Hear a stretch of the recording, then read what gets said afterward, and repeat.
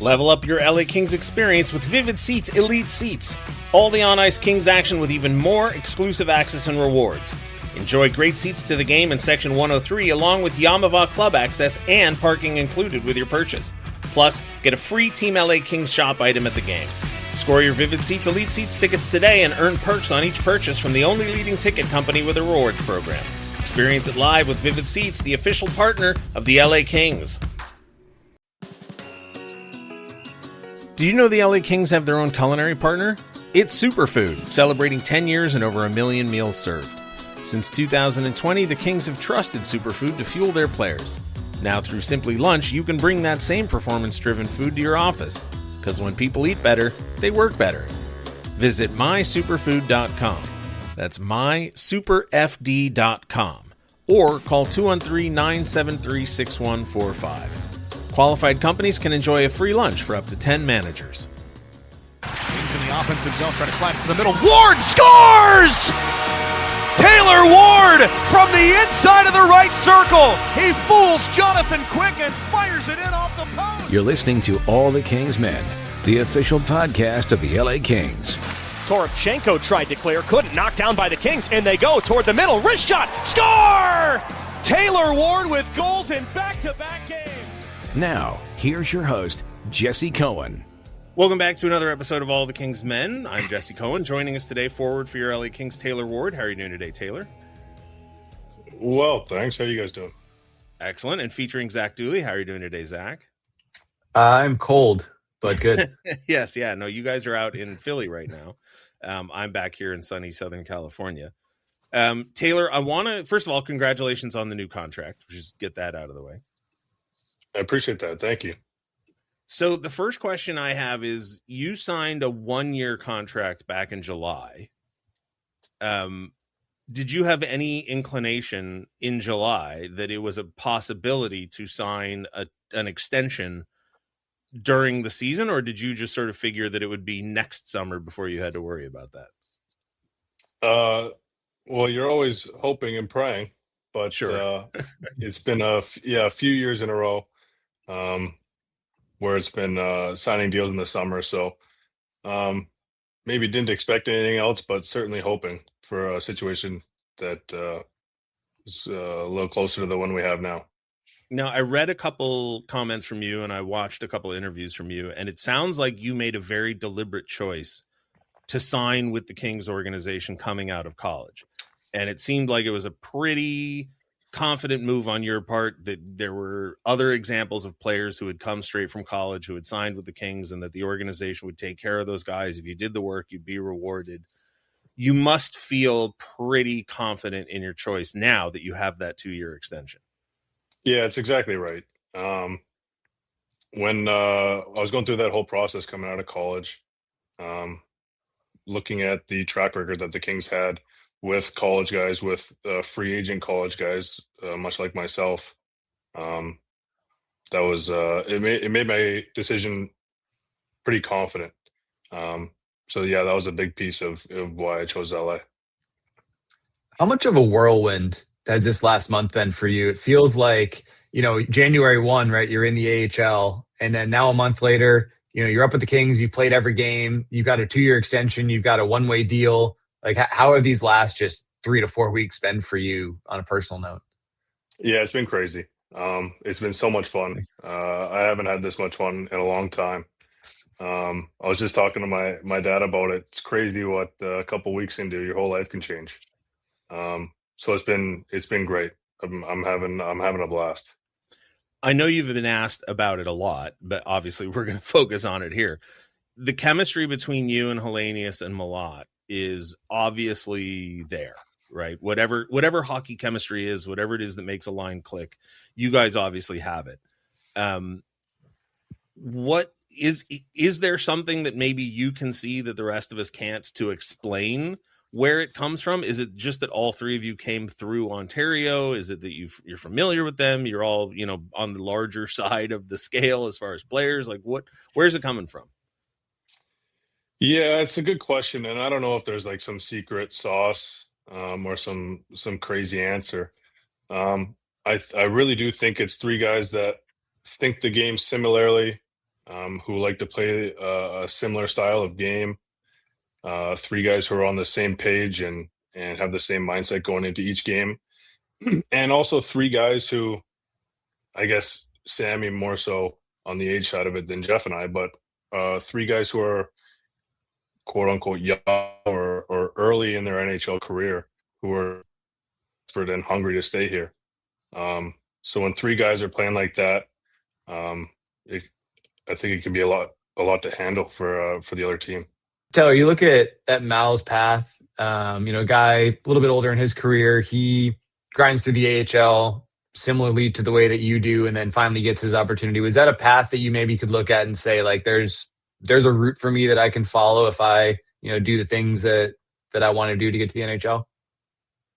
Yeah, for sure. You hear about it sometimes about guys breaking into the league a little bit older, but to be able to see it firsthand from Jeff, knowing Jeff personally, the work that he put in, and the path that he took to the NHL, it's pretty incredible. So to be able to see that firsthand and know him personally, has been great. And he's been a huge help for me the last few weeks, being a rookie himself, but really helping me out the last couple of weeks. It's been great, and having a lot of fun with him up here.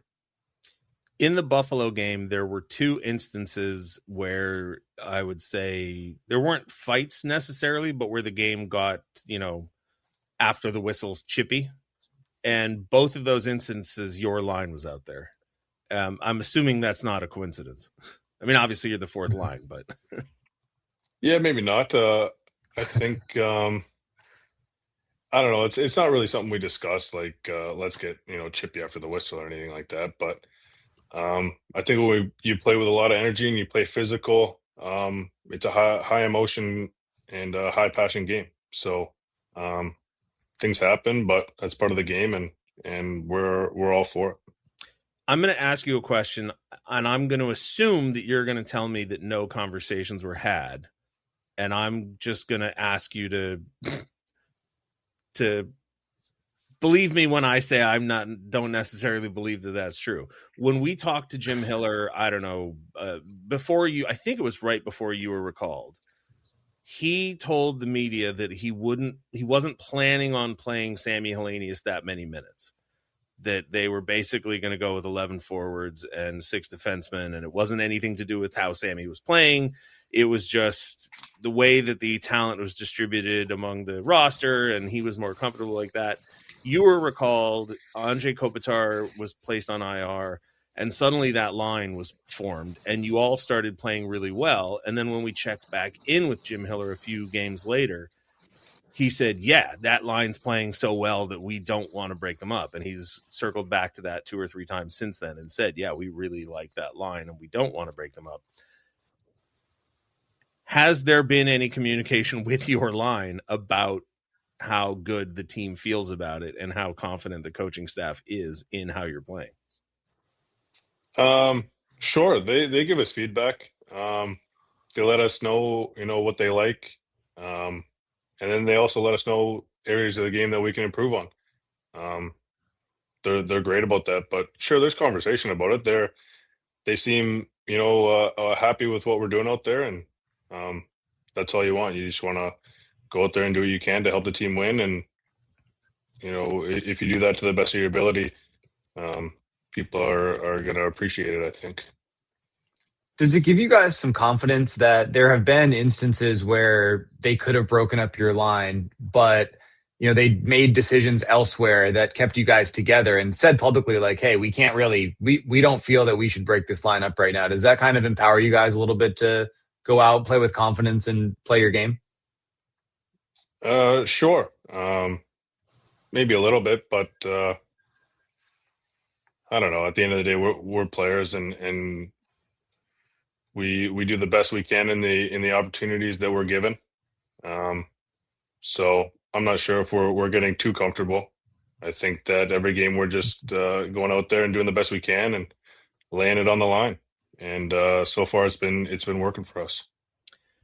You've been with the Kings for 3 or 4 years now in one form or another, maybe longer. You signed with the team in 21-22 basically, but it was the just prior to the summer of 22.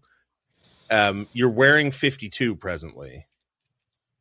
Is that just a camp number that stuck? Will you be keeping that? Like, do you care about numbers? Do you have superstitions or preferences in that vein? That is a camp number. And to be honest, I haven't thought 1 second about it. I'm just happy to be wearing the logo on the front. So what's on the back is that's the right second answer.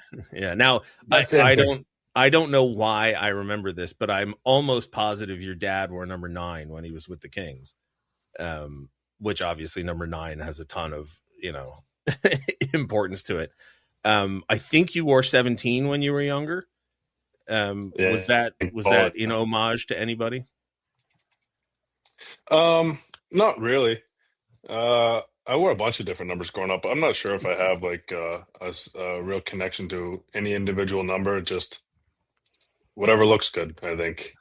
But I liked wearing 17 in college. I had a few options going down. When I signed here in Ontario, I had a few options. And 52 is what I was given, and I'm happy with it. I want to go back to the contract just a little bit. You said yesterday you did a media avail in Buffalo that everything seemed to come together, so quickly. Like, how did you kind of learn that an extension might be a possibility, and like how fast did it move from like, hey, there's something going here to like, we need you to sign this, or we have something for you to look at? Yeah, it happened very quickly. Less than 24 hours, I'd say, from start to finish. Between the time that I found out that it might be an option to getting it done, it was very quick, which was perfect for me. I didn't spend too much time thinking about it. Very grateful, very humbled by it, and got it done, and I get to go back to focusing on playing. So it was perfect. Worked out perfect. You got called up at the end of last season for one game. You scored your first NHL goal. Then on this recent recall, you scored 2. I'm not going to say that the contract came because of those goals, but which, let's just say for the sake of argument that they did, which goal meant more, the first in the NHL or the one that got you the 2-year extension? That's probably an impossible question to answer. Any goal you score in this league is the best one you ever scored, I think. It's just I've scored 3 of them, and they never get old, I don't think. I think you could score 1,000 of them, and they just never get old scoring up here. When you scored that goal at the end of last season in your first NHL action,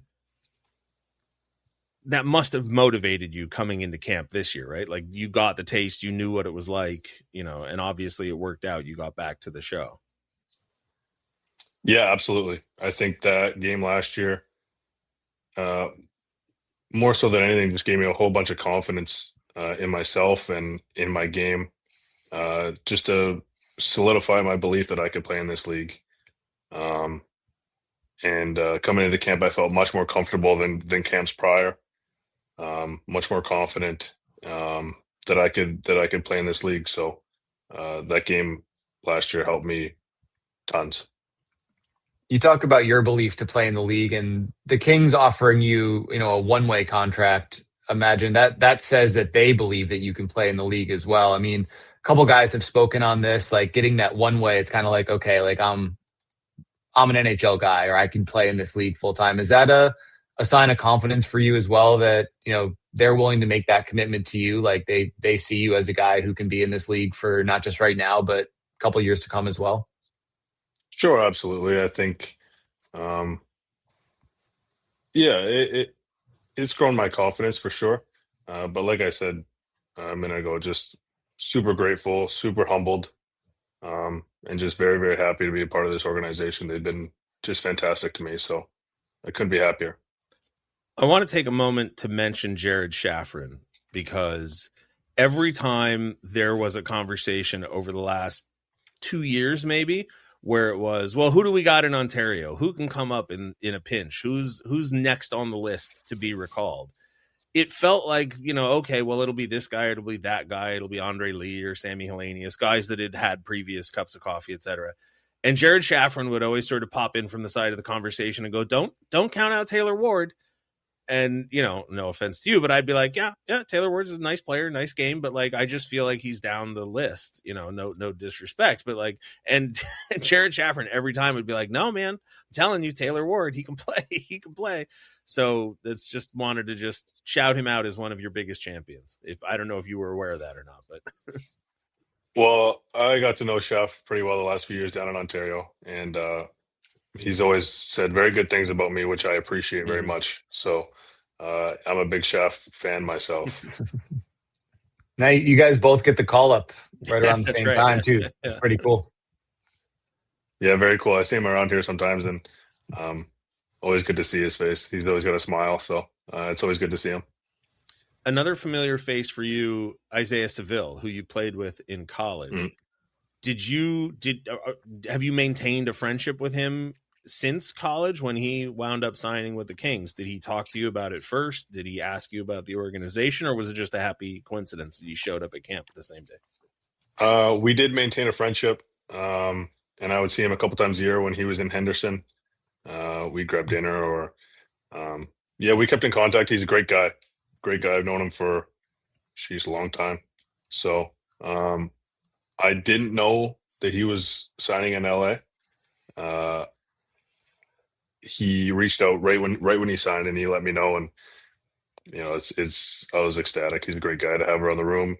Heck of a player, great competitor. So I think he's going to do really good things, and it's fun to see him around the rink in LA. I'm going to guess the answer to this is probably no, just with how immediate the focus is for everybody. But when you do sign a deal that extends, multiple years down the road, do you have any kind of a conversation with the management team in LA of like, hey, here's kind of what we see for you going forward? Or is it like, hey, we just want you to focus on, the game you're playing tomorrow? You're right. There's no conversation about the future right now. Everybody's very focused in the present, which is perfect for me. That's where I like to live. So just game by game and do the best I can in that particular day, in that situation. And I think the future will take care of itself. So just doing what I can today, and we'll worry about tomorrow.